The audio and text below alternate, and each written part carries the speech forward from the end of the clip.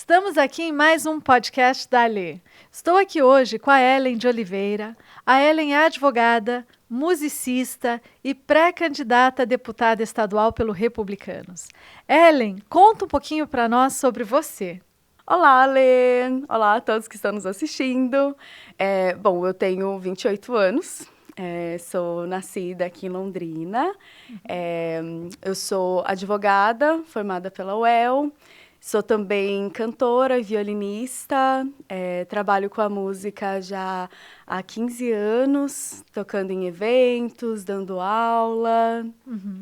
Então, Ellen, conta um pouco para gente como é isso de ser advogada, que é uma carreira assim mais engessada, uma profissão onde as coisas são como são. Você deve ter que usar alguma criatividade, mas muito já está posto e você tem certos caminhos a seguir, dos quais você não pode se desviar tanto.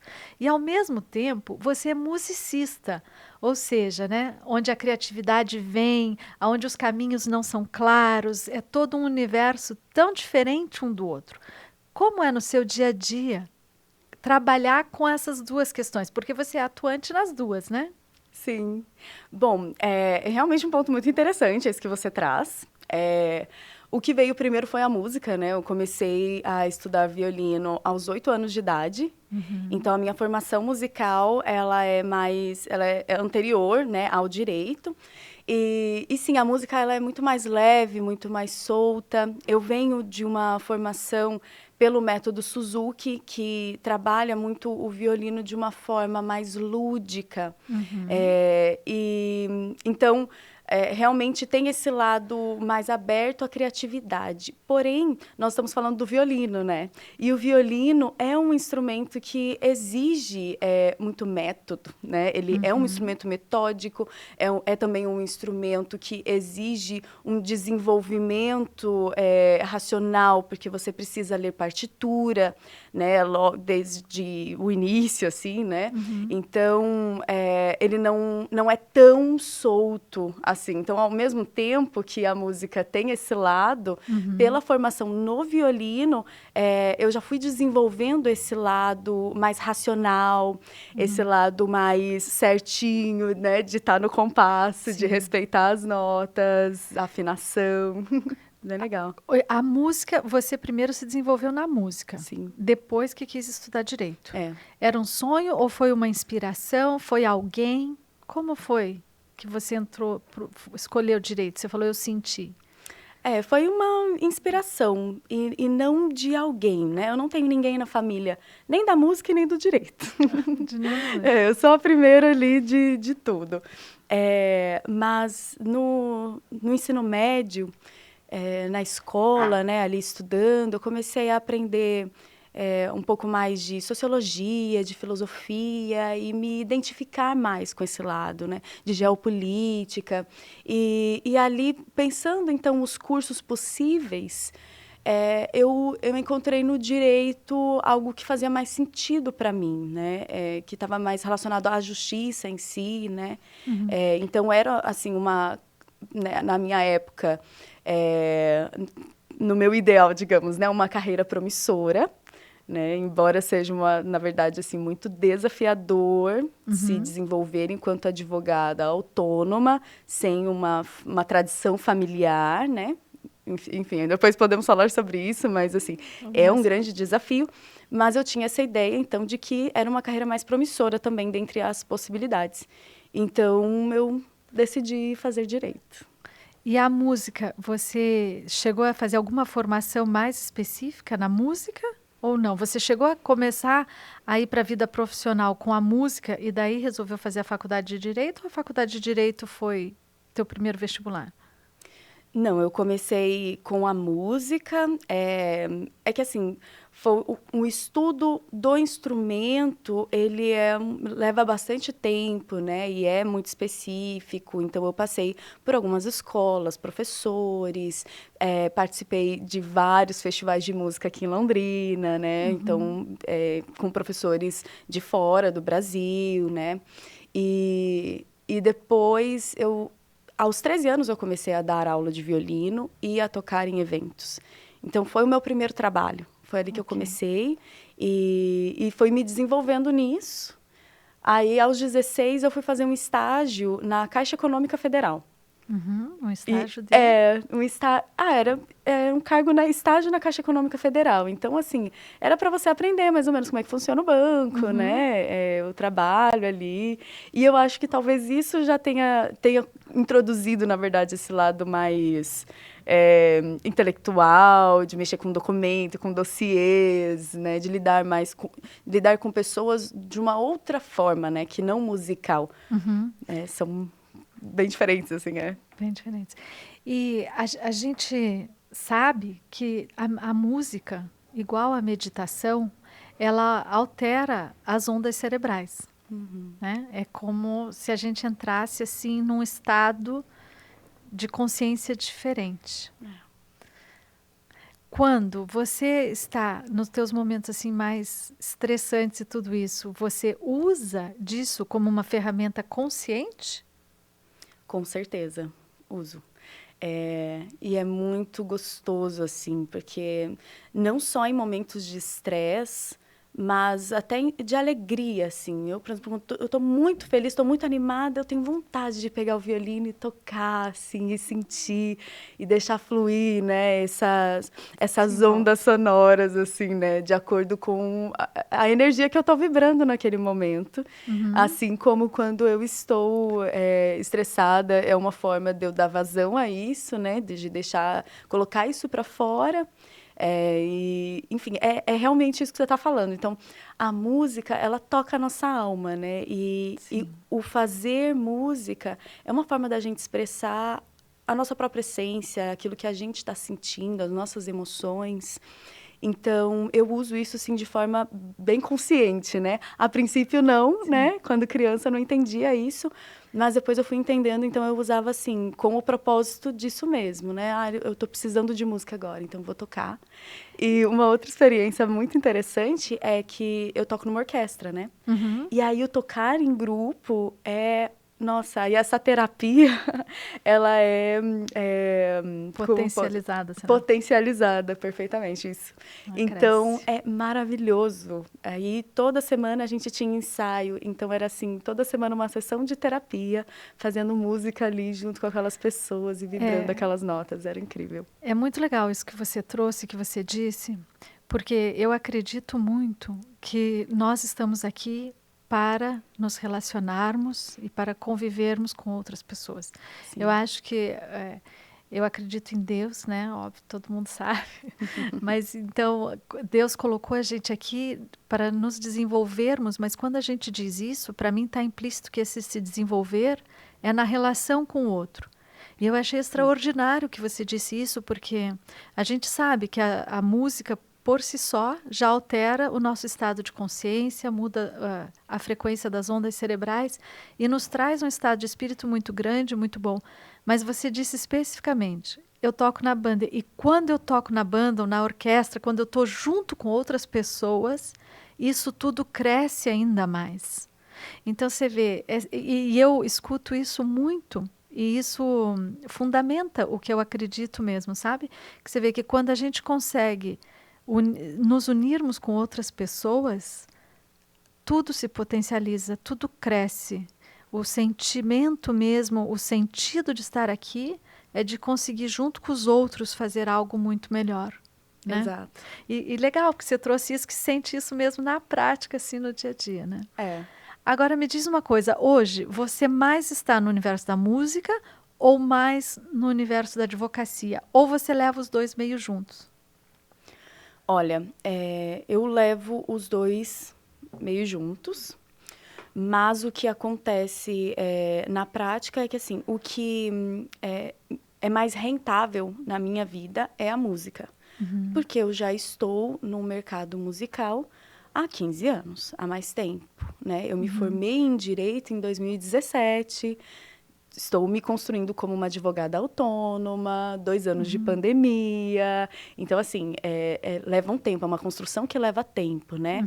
Eu continuo me desenvolvendo, mas a música, ela toma mais tempo e energia. Entendi. No dia a dia. E você disse que ela acaba sendo mais rentável para você hoje. Então, como a gente gosta de falar de vida em equilíbrio, você fala sobre o dinheiro, eu vou te perguntar sobre o amor. É mais rentável a música, mas e o amor é maior quando você está no universo da música ou no direito? Por que eu pergunto isso também? Porque a gente trabalha uma questão que é sobre o foco. Aonde eu foco, isso expande, isso cresce, né? Sim. A gente tem uma lâmpada normal, ela difunde a luz por todo o ambiente. Agora, se você pega um raio laser, ele vai colocar todos os raios de luz especificamente ali naquele lugar, e aí vai ter, né, uma intensidade de luz mais forte. E assim é tudo. Aonde a gente foca é aonde cresce. Então, você trouxe o dinheiro, está aí na questão da música, mas e o amor está aonde? Porque, eventualmente, se você focar em uma das áreas com mais intensidade, você vai ter um melhor retorno, né? Sim. Olha, esse é um ponto muito interessante, realmente. Mais um, né? Você tá cheia de questões interessantes, hein, Ale? É que assim, eu também concordo com isso que você disse, e eu já me questionei várias vezes a respeito disso. E eu já tentei escolher, sabe? Porque é realmente muito difícil você levar duas coisas, né, diferentes, e querer desenvolver duas coisas tão distintas. Mas eu não consigo escolher, sabe? Abrir mão de uma ou da outra coisa. Mas por que tem que ser uma ou outra? Então, quando a gente fala de foco, a gente não precisa necessariamente eliminar nada. A gente só precisa colocar mais energia e atenção naquela escolhida. Sim. Muito bom. Então, é isso o que acontece na prática, né? Como eu não consigo escolher entre uma coisa ou outra, o que acontece eu trabalho mais com a música, né? Porque é isso que é mais rentável, que me sustenta, mas eu continuo também trabalhando com o direito. E o meu maior foco hoje está no direito. E o que eu gosto muito no direito é que o direito ele não se resume, ele não se limita à advocacia. Né? Perfeito. Então, eu, por exemplo, atuo na área do direito em outras vertentes, como, por exemplo, a política. Sem dúvida. Né? Então, eu me encontrei também no campo político por já ter essa paixão pelo direito, né? Então, por conhecer as leis, por entender, já ter uma concepção de justiça, um ideal de sociedade. Então, assim, tudo isso está muito casadinho, né? E aí o que acontece na minha realidade hoje é que o direito, ele tem demandado mais energia, mais foco. Né? Então, eu trabalho com a música, mas o meu foco de energia hoje para desenvolver está no direito. Até mais pelo olhar da justiça mesmo. Sim. E aí, como foi que você veio a ser pré-candidata a deputada estadual? Bom, como entrou né, você contou um pouquinho de como entrou a questão política na sua vida e pelo direito, pela essa questão de justiça. Sim. Mas conta um pouco mais detalhadamente como foi que você se encontra aqui hoje nessa condição. Sim. Bom, eu comecei a me envolver mais com a política ao longo da faculdade. Eu já tinha, assim, uma certa visão mais crítica da sociedade, né? Esse desejo de mudar o mundo, né? De tornar o mundo melhor, mais justo. Mas na faculdade que eu comecei a ter mais conhecimento também, né? O conhecimento é muito importante, faz toda a diferença. Então, foi um conhecimento que despertou ainda mais esse lado. E também é um universo que propicia mais isso, né? Além de estar lidando, conhecendo pessoas muito diferentes, de diversos lugares, né? Eu fiz direito na UEL, então não tem pessoas só de Londrina, tem pessoas de fora, de todas as, né? De toda a diversidade possível, né? Então, foi ali, nesse universo, que eu fui me desenvolvendo. Aí eu fui membro do Conselho Deliberativo do Centro Acadêmico, que foi uma experiência muito legal. Então, Imagina. fui eleita, né? Foi a minha primeira experiência, assim, com eleição mesmo. E aí, depois da faculdade, eu tive um período em que eu estudei para concurso. E então, eu dei uma pausa, digamos assim, nessa atuação política, né? Mas senti a necessidade de voltar a atuar. Aí nós podemos até entrar, né, também na questão de... Eu tinha muito essa ideia de que eu tinha que resolver a minha vida primeiro. Né? Então, eu tinha... O que era resolver a minha vida primeiro? Naquela época, era passar num concurso, ter um salário garantido, um bom salário, né? E a estabilidade ali do serviço público, né? Então, eu tinha muito essa ideia, assim. E com o tempo, eu fui desconstruindo isso, né? Ao longo do meu estudo. Eu amo estudar, gosto de estudar. E por amar o direito, assim, era uma coisa muito prazerosa. Porém, ser concurseiro é algo muito, muito difícil, né? Você vive na expectativa de algo que é futuro, que ainda está por vir, né? Então, é um caminho árduo. E que, para mim, perdeu o sentido porque eu estava estudando para algo que não era meu sonho, né? Eu, por exemplo, estudava para ser analista do judiciário trabalhista. Mas é meu sonho ser analista? Não. Né? Só que é um bom salário, vai ter estabilidade, né? Então, eu fui desconstruindo isso ao longo desse tempo de estudo. Foi muito bom porque eu adquiri mais conhecimento, me aprofundei ainda mais no direito e também me desenvolvi enquanto pessoa, no sentido de romper com essa crença, né, de que eu tenho que passar num concurso público para ter um bom salário, para ter estabilidade. E não vamos nos aprofundar muito nisso, porque a gente não vai ter tanto tempo, mas eu não sei se você sabe que mais de 60% dos endividados do Brasil hoje são funcionários públicos. Porque é uma falsa estabilidade que a gente busca. Quando a gente pensa nessa carreira pela estabilidade financeira, existem mecanismos dentro da gente e as crenças que, sem querer, a gente se sabota. E hoje, a maior parte dos endividados do Brasil são funcionários públicos. Sim, então, olha, parabéns por ter caminhado nessa jornada. Então, e aí você buscou, né, ter mais autonomia e liberdade. Isso. E aí agora entrou, então, é pré-candidata a estadual. Então, assim, voltando um pouquinho, assim, até para entrar, né, na questão da pré-candidatura, então eu rompi, né, parei de estudar para concurso público e eu decidi buscar aquilo que me fazia feliz, né? E uma das coisas que era importante era estar a serviço, né, da minha comunidade, da sociedade, de buscar um mundo melhor, então de voltar a atuar politicamente. Então, voltei a atuar, fui me desenvolvendo, fui candidata a vereadora em 2020, foi minha primeira experiência, assim, né, com eleições num nível maior, assim, né, então num nível municipal.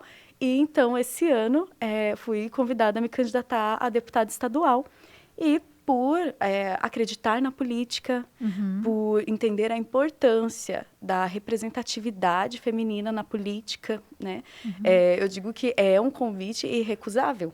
Se você tem condições, se você sente isso no coração, tem que ir, né? Tem que abraçar essa missão e fazer acontecer. Eu acho que é isso. Sem dúvida. Eu sempre digo para todo mundo que a política faz parte do dia a dia de todo mundo. E nós precisamos nos engajar, todos. Claro, a níveis diferentes, mas nós precisamos, no mínimo dos mínimos, ter a consciência do que é viver em sociedade, do que é acompanhar o que os nossos políticos estão ou não fazendo, saber quem são, por que estão ali, o que cada um faz e se estão entregando aquilo para o qual a gente votou e os elegeu. Né? Sim. A gente tem uma cultura muito de achar que a democracia é depositar o voto na urna. Né? Hoje, ou digitar o voto na urna hoje. Mas não é só isso, é muito, muito mais que isso. É no dia a dia mesmo, de estar acompanhando as notícias, de estar sabendo o que está acontecendo. né? Sim. De estar contribuindo ali no pequeno mesmo, no micro, para depois ir para o macro, na escola, com os filhos, né? No condomínio, na comunidade. Hoje tem muitas associações de bairro e que a reclamação é altíssima, que as pessoas não participam. Uhum. Né? Então, enfim, tem tantas circunstâncias onde a gente tem que estar mais ativo. E na questão do votar, para fazer a democracia valer, que todo mundo tanto, né, clama que é tão importante essa nossa democracia, não é só chegar lá e votar. É acompanhar o candidato desde o início, saber quem é, buscar saber da história, o que faz, quais são as ideias, o que defende. Né? Por exemplo, você trouxe aqui algo muito bonito, a questão da justiça. Né? Desde a escolha da sua profissão foi já por um senso, né, de ser justa.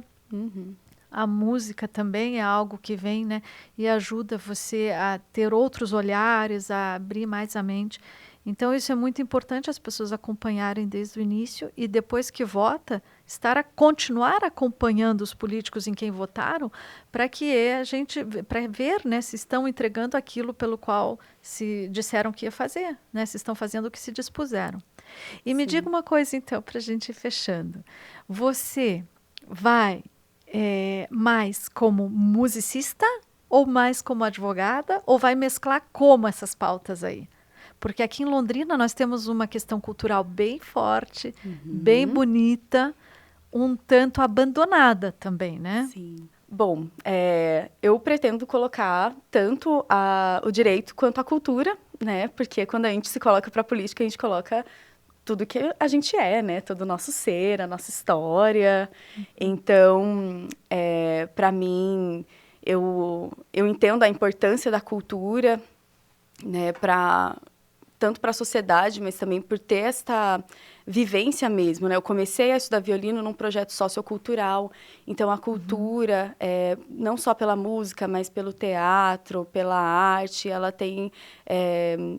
consegue, além de desenvolver melhores seres humanos, Sim. ela também dá oportunidade de trabalho, e também afasta, né, de outras formas, assim, da criminalidade, né, da marginalidade. Sim. Então, assim, ela dá a oportunidade de uma vida mais digna, que foi o que aconteceu comigo, né? E aí o direito entra também nisso, porque, principalmente pela questão da justiça, né? Eu acredito muito, defendo muito a justiça social, né, de nós termos uma sociedade em que as pessoas tenham condições dignas de vida, em que as pessoas tenham trabalho, em que as pessoas tenham comida na mesa, né? Até quando a gente pensa em participação política, o que eu tenho visto muito é que, em muitos casos, claro, a gente precisa sim se desenvolver politicamente, mas em muitos casos as pessoas não têm condições para se envolver politicamente, porque as pessoas estão preocupadas em trabalhar para sustentar suas famílias, né? E às vezes não sobra tempo e energia para se envolver mais, para buscar mais informação, e por isso é tão importante, como você falava, saber escolher o seu representante, né? Escolher bem aquele que estará lá te representando, porque o representante político, ele serve para isso, justamente para suprir esse papel, né? Essa falta de condições de todo mundo participar de tudo que acontece. É impossível. Então, por isso, nós temos o representante. E a pessoa precisa saber quem é o seu representante e acompanhar o trabalho dele, né? Saber que é um representante que está comprometido com ela, que vai mantê-la informada, que vai facilitar a participação dela nisso tudo, né? Perfeito. Além de melhorar a condição de vida, vai mantê-la ali informada. É isso que a gente precisa dos nossos políticos como um todo, né? E é essa a nossa proposta aqui também, né? Acredito a minha, a sua, do nosso partido, Republicanos. Ok. Então, deixa uma mensagem aí para as pessoas que estão nos ouvindo, que estão nos vendo. Qual é a mensagem que você quer deixar para elas, para tocá-las hoje em relação a esses assuntos que a gente abordou aqui? Que nós podemos, sim, acreditar na política, nós estamos nos desenvolvendo politicamente, isso leva tempo, exige paciência e trabalho duro, não só por parte dos políticos, mas cada um tem a sua responsabilidade nisso tudo. Então, é fundamental que cada um entenda a sua responsabilidade social nesse sentido, né? Não só buscando os seus próprios interesses, mas pensando no bem comum e sabendo escolher pessoas que estão comprometidas com o bem comum. E então que nós possamos, assim, desenvolver uma sociedade mais justa, uma sociedade em que as pessoas tenham condições dignas de vida, em que nós possamos nos respeitar enquanto seres humanos, em que nós possamos nos desenvolver enquanto humanidade, para que nós possamos encontrar essa harmonia, então, né? E como a gente estava falando aqui da orquestra, né? Também enquanto humanidade, tocar uma existência, uma música existencial mais bonita, mais harmônica, mais pacífica, que é o que todos nós queremos e buscamos nessa vida. Perfeito. Bom, esse seria também o meu recado para vocês, buscarem se envolver mais. Hoje a gente falou aqui sobre isso, que a gente não nasce para ser sozinho, a gente vive numa comunidade, a gente cresce na relação com os outros e a gente precisa conhecer os outros que estão aí e principalmente esses outros que irão nos representar e que estão nos representando. Então fica aqui o meu pedido para vocês se engajarem, participarem, conhecerem os seus candidatos, seus pré-candidatos. E é isso. Juntos aí para a gente buscar as soluções, né, para a nossa cidade, para o nosso estado e para o nosso país. Muito obrigada e até o próximo podcast da Lê. Obrigada, Lê. Obrigada, Ellen.